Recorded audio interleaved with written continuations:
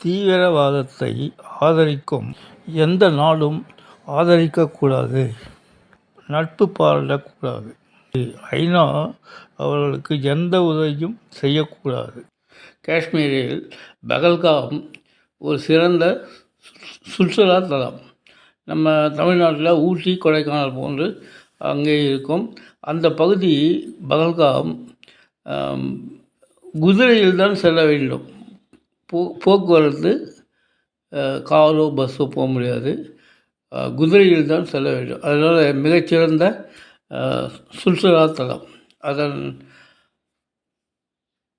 முதலமைச்சர் உமர் அப்துல்லா அவர் தீவிரவாதிகளை ஆதரிக்கிறாரோ என்று எண்ண தோன்றுகிறது. தாக்குதலுக்கு மூல காரணம் மதவெறி தான் அப்படின்னு சொல்கிறாங்க. நீங்கள் இந்துவா அப்படின்னு ஆண்களை மட்டுமே குறி வைத்து தாக்குதல் நடத்தியிருக்கார்கள்.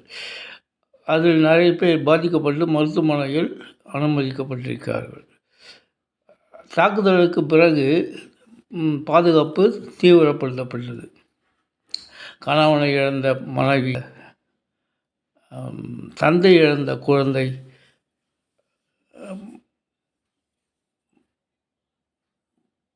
பெரும்பாலும் ஆண்கள் மட்டுமே அவர்களுடைய இலக்காக இருந்தது.